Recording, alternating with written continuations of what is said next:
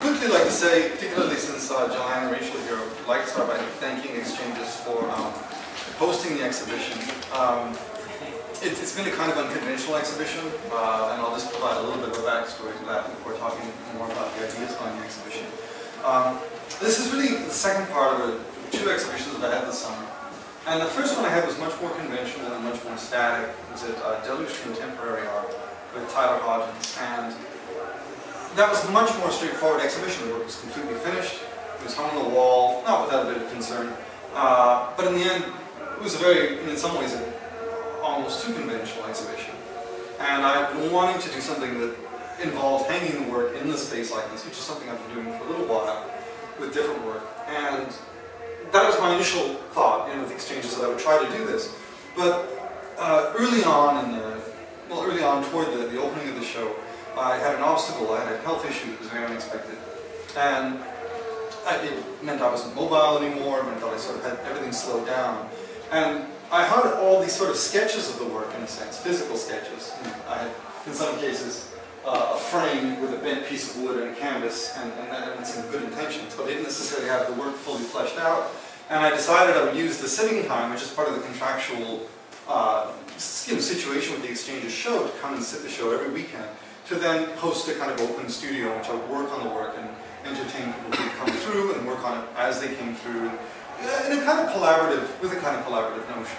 which quite honestly I really wasn't sure would be the least bit successful creatively for me. Because ordinarily I work in really isolated circumstances, and one of the challenges I've had, because I teach a lot, is in a sense creating this great big line between what I would do as an instructor and what I would do as an artist. And almost kind of desire to be hermetic and hide a practice away from the persona and the sort of sociability of teaching. So the question sort of became, well, is this going to work out at all? Is this possible? And it's a sort of a battle too, I suppose, between this question of who gets to live. You know, you have these ideas of yourself as an artist, and then often they're very rooted in their adolescent concerns. And you have notions, say, survival skills you develop as a functional adult, hopefully. In my case, related to teaching, which is my primary way of working my way through the world. So it sort of became this question, well, is one thing going to swallow up the other? And that interested me a lot. I think when you start to worry about your health, everything else kind of comes cascading down and becomes suddenly relevant. So I want to thank Xchanges for their patience in terms of hosting that exhibition because of the unconventional format. And because they had to watch the whole show changing week after week, which has been very interesting for me and I hope interesting for them as well. Now, in terms of the exhibition, and this particular exhibition and its theme, 0110, the titling and sort of idea for the show came about because for about 3 years or so, I've been making this work, which is sort of paintings which have been intervened upon with paper.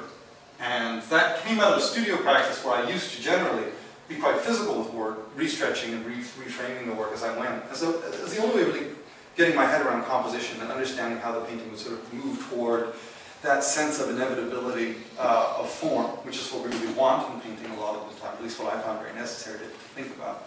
And working with paper became an expedient, and then it became actually quite a remarkable facility in its own right. And interestingly for me, that's actually a childhood experience. When I was a boy, I used to make toys out of paper all the time. I was about 9 years old, just every day making dragons and cars and things like this out of paper.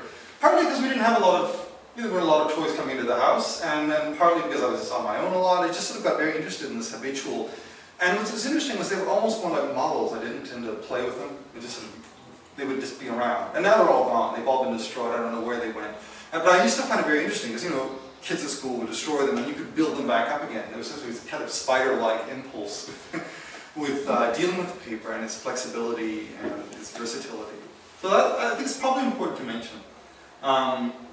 In any case, I guess when I started with paper, I realized it was a language, and it was a language that I still had somewhere. I have a physical reaction to paper, and it hadn't disappeared. And when I began to use it, I realized that it could kind of echo and anticipate and precipitate things that happen in paint. So that you would work through one side of a painting and begin to sort of work on the paper side at the same time. It would be this dialogue back and forth. And it interested me, especially because painting for me is a terribly self-conscious activity. It's always getting caught up in the act of looking at the surface and examining it. And to work with the paper was so much more tactile. And it allowed you to think with your body, which is something, a kinesthetic kind of response, which I realized was, for me, a much more valid way of responding to all kinds of other stimulus.